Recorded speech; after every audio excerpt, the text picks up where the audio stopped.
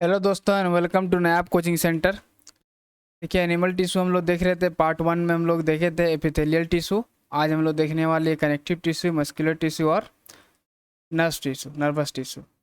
तो पार्ट 1 में इसको हम लोग डिटेल से देखे थे। तो अगर आप वो नहीं देखे तो उसको भी देख लीजिएगा, डिस्क्रिप्शन में दे दिया जाएगा लिंक। और इसको पूरा कंप्लीट कराने के बाद इसका पीडीएफ भी आपको मिल जाएगा टेलीग्राम लिंक में। टेलीग्राम का लिंक भी आपका दिया हुआ है डिस्क्रिप्शन बॉक्स में, अब उसको जाकर ज्वाइन कर लीजिएगा। चलिए शुरू करते हैं। अगर चैनल पर नए हैं तो चैनल को सब्सक्राइब करके बेल आइकन दबा दो ताकि वीडियो अपलोड हो तो आपको नोटिफिकेशन मिल जाए। देखिए ये सब हम लोग देख चुके थे। एपिथेलियल टिश्यू पूरा है ना, 4 हिस्सा में बांटा गया, एपिथेलियल, कनेक्टिव, मस्कुलर और नर्वस टिश्यू। फिर ये देखे थे किस तरह से ये एपिथेलियल टिश्यू में कौन कौन सा आता है, कनेक्टिव टिश्यू में, मस्कुलर में और नर्वस टिश्यू में। तो ये सब देख चुके थे पूरा एपिथेलियल टिश्यू। आज हम लोग शुरू करने वाले कनेक्टिव टिश्यू से। तो कनेक्टिव टिश्यू क्या है, देखिए नाम से ही बता रही है, कनेक्ट करता है ना एक दूसरे, एक ऑर्गन से दूसरे ऑर्गन में ये कनेक्ट करने का जो काम होता है वो कनेक्टिव टिश्यू करता है। Connective tissue are the most abundant and widely distributed in the body complex animal. तो देखिए जब भी एनिमल होता है जिसमें कॉम्प्लेक्स बॉडी स्ट्रक्चर होता है उसमें ये बोला कि बहुत ज़्यादा पाया जाता है एबेंडेंट में एंड वाइडली, बॉडी के लगभग हर पार्ट में ये पाया जाता है connective tissue. They are name connective tissue because their special function of the linking, ये जोड़ने का काम करता है और क्या करता है, support the other tissue organ of the body. बोले इसका कनेक्टिव टिश्यू इसलिए नाम रखा गया क्योंकि एक लिंक से दूसरा लिंक को क्या करता है, ये जोड़ता है और ये सपोर्ट देता है किसको, टिश्यू को और बॉडी का अदर पार्ट्स ऑर्गन को। पाया कहाँ जाता है ये, found in the deeper part, found in the deeper part of the body between skin and muscles. बोला कि found in deeper part, body का गहराई में थोड़ा सा अंदरूनी पार्ट में पाया जाता है, तो डीप में पाया जाता है किसके किसके बीच में, स्किन और मसल्स के बीच में। तो हम लोग देखे थे एपिथेलियल टिश्यू ज़्यादातर ऊपरी पार्ट में पाया जाता है, तो उसको थोड़ा सा डीप में जाएंगे हम लोग, है ना। मसल्स का जो ऊपरी हिस्सा कौन था एपिथेलियल टिश्यू, या फिर इसका जो सतह होता है, सतह एपिथेलियल टिश्यू था, तो थोड़ा सा अंदर जाएंगे तो ये पाया जाएगा आपका connective tissue.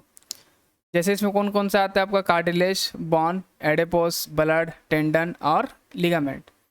Connective tissue various organs keep them in place, और ये किस चीज़ से मदद करता है कि जो ऑर्गन जहाँ पे होना चाहिए उसको वहीं पे बना के रखने के लिए भी इस टिश्यू का, कनेक्टिव टिश्यू का बहुत बड़ा रोल है। चलिए देखते हैं इसको कैसे बांटा गया है। तो लूज कनेक्टिव टिश्यू या कनेक्टिव टिश्यू, तो लूज कनेक्टिव टिश्यू जिसका सेल्स का होता है थोड़ा सा लूज होता है।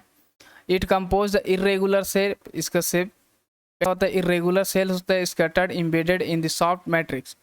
सॉफ्ट मैट्रिक्स यानी जो लिक्विड फॉर्म में होता है उसमें ये इम्बेडेड यानी कि उसके अंदर ये धसा हुआ होता है। Encompasses the all internal organs body cavities, और जितना भी इंटरनल ऑर्गन का कैविटी, बॉडी कैविटी, वो सारा में ये पाया जाता है। इस तरह का जो लूज कनेक्टिव टिश्यू होता है। It acts at the binding and supporting structure with the body, ये बॉडी का स्ट्रक्चर क्या करता है, बाइंड करके रखता है, यानी बांध के रखता है और सपोर्ट देता है स्ट्रक्चर को।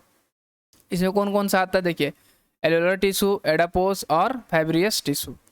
चलिए एक एक करके देखते हैं हम लोग। एलोलर टिश्यू किससे मिलकर बना हो, ये देखिए एलोलर टिश्यू है made of the gelatinous matrix, तो मैट्रिक्स यानी रकीक एक तरह का मादा होता है, gelatinous contain the cell irregular arrange the fibres. ये पाया कहाँ जाता है areolar tissue, found between the skin and muscle, skin और मसल के बीच में ये पाया जाता है अराउंड दी ब्लड वेसिल्स, और ब्लड वेसिल्स के ये चारों तरफ। तो ब्लड वेसिल्स यानी कि वही आपका आर्टरी, वेन, उस सब के चारों तरफ ये पाया जाता है। Nerves and the bone marrow, support and strengthen the internal organs, internal organ को ये सपोर्ट करता है और मजबूती देता है। ये एडापोस टिश्यू ये खास करके यही है, फैट ज़्यादातर इसका फैट से होता है ना। Found beneath the skin, skin के नीचे जो फैट होता है ये ज़्यादातर वही एडापोस टिश्यू ही होता है। Kidney and other internal organ such that intestine insulate the body and the prevent the loss of the heat. देखिए स्किन का नीचे ये फैट होता है जो आपका टेम्परेचर को बाहर जाने से या टेम्परेचर को अंदर आने से ये रोकता है। फाइब्रियस tissue mainly form the fibre forming, जो फाइबर टिश्यू नाम है तो ये ज़्यादातर किससे बना होगा, फाइबर से ही बना होगा। ये दो तरह का होता है, टेंडन और लिगामेंट। ये पाया कहाँ जाता है, देखिए space between the bones and muscle, bone और मसल के बीच में जो गैप होता है इसमें पाया जाता है टेंडन, लिगामेंट। लिगामेंट क्या काम करता है, attach the muscle to bone, यानी मसल बॉन्ड, मसल्स जो है बॉन्ड्स को, जो हड्डी को पकड़ के रखता है किसके मदद से, ये टेंडन की मदद से। और लिगामेंट किसको किसको पकड़ के रखता है, बॉन्ड्स टू बॉन्ड्स, यानी कि हड्डी को हड्डी से कौन जोड़ता है, लिगामेंट, और मसल्स हड्डी को किससे जोड़ता है, टेंडन, है ना। मसल्स हड्डी को जोड़ने वाला क्या बोले, टेंडन, और आपका बॉन्ड से बॉन्ड को जोड़ेंगे तो उसको लिगामेंट। चलिए उसके बाद डेंस कनेक्टिव टिश्यू, यानी कि इसका सेल थोड़ा सा डेंस होगा। तो फाइब्रियस इट मीन्स, इसमें कौन सा होता है ज़्यादातर, fibres found the bones and cartilage. तो ये दो तरह का होता है, बॉन्स और कार्टिलेज। तो देखिए इसमें कौन कौन सा, इसका क्या फंक्शन है, ये सपोर्ट करता है, सपोर्टिव टिश्यू है। तो कार्टिलेज, देखिए कार्टिलेज वो होता है जब वो कुरकुरी हड्डी है, जैसे कान में, आपका नाक में जो हड्डी होता है थोड़ा सा नरम टाइप का होता है ना, तो उसको वो जो हड्डी है उसी को हम लोग बोलते हैं कार्टिलेज, क्योंकि वो हड्डी थोड़ा लचकदार भी होता है। प्रिवेंट द नोज, है ना, नोज में पाया जाता है, एक्सटर्नल ईयर कान में ही पाया जाता है, ट्रेकिया, लैरिंग्स यानी गला का जो हड्डी होता है ये भी कार्टिलेज ही होता है ना, नरम हड्डी होता है। Long bones between the vertebrae, smoothen the bones surface at the joint, joint में ये बॉन्स को थोड़ा सरफेस को क्या कर देता है, स्मूथ कर देता है। Allowing the smooth movement of the joints, और जॉइंट्स को मूवमेंट करने में आसानी होता है। मान लीजिए दो हड्डी जुड़ा हुआ है ये, और ये बीच मूवमेंट करेगा, सॉफ्ट हड्डी नहीं होगा तो क्या होगा, टूट जाने का डर होगा। तो यहाँ पे सॉफ्ट हड्डी होता है जहाँ पे ये मूवमेंट देना होता है। बॉन क्या है, सबको मालूम है, बॉन है ना, स्ट्रॉन्ग है, नॉन फ्लेक्सिबल है, porous tissue consist of the living cell. ये form the rigid of the part, यानी ऐसा पार्ट जो फ्लेक्सिबल नहीं होता, रिजिट होता है, उस पार्ट में ये पाया जाता है हड्डी, और स्केलेटन सिस्टम इसी से बना होता है। सपोर्ट करता है framework of the body, body का जो स्ट्रक्चर बना होता है किसकी वजह से होता है, वो बॉन की वजह से ही बना होता है। ये शेप देता है, रिजिडिटी यानी कि बार बार चेंज नहीं होता, जो फिक्स हो गया फिक्स हो गया। तो हड्डी क्या देता है, स्ट्रक्चर देता है, शेप देता है ना, रिजिडिटी ऑफ द बॉडी। ये था हम लोग का। उसके बाद देखिए फ्लूइड कनेक्टिव टिश्यू, तो जो लिक्विड के शक्ल में है वो कनेक्टिव टिश्यू, यानी कि बॉन, लिम्फ, ये सब है ना। Consist of liquid ground substance and present through the body, तो लिक्विड पार्ट है, तो पूरा देखिए ब्लड क्या है, पूरा बॉडी में ही पाया जाता है, तो इस तरह का टिश्यू पूरा बॉडी में ही पाया जाता है।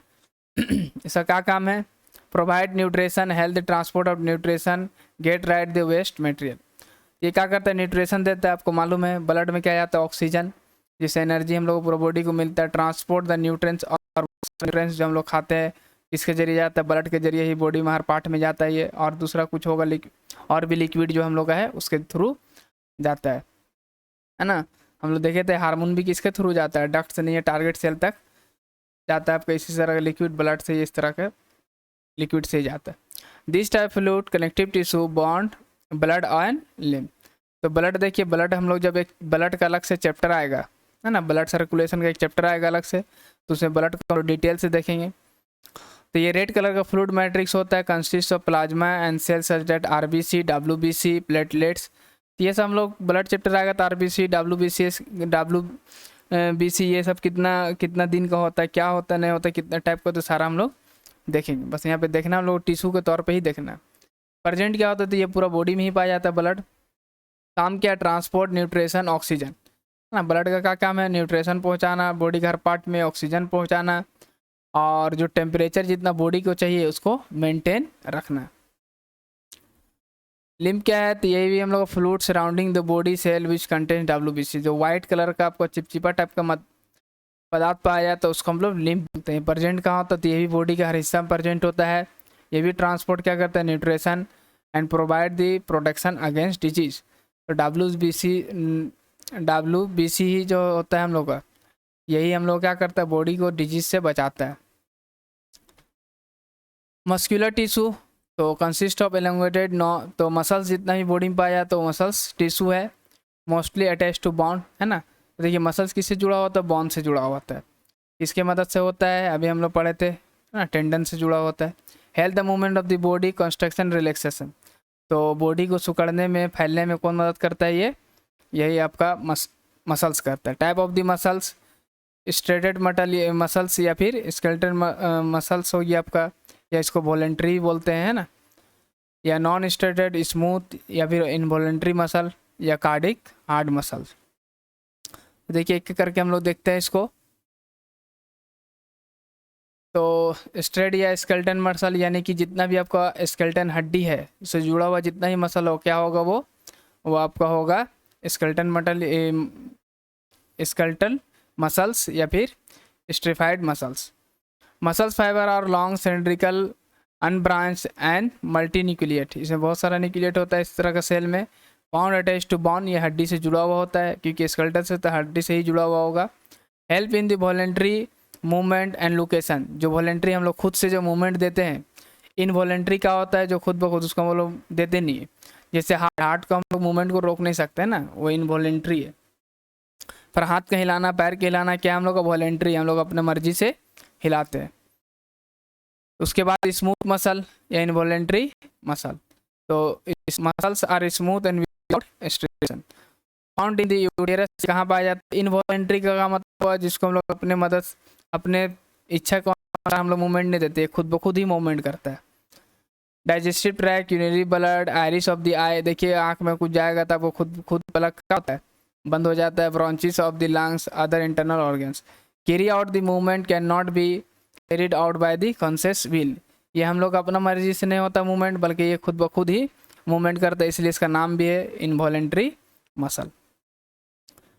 कार्डिक या हार्ड मसल्स, तो जो खास करके जिससे हार्ड बना हुआ है जितना ही मसल वो ये आपका कार्डिक मसल या हार्ड मसल, ये भी मसल खुद ब खुद ही काम करते हैं, इनवॉलेंट्री ही होता है ये।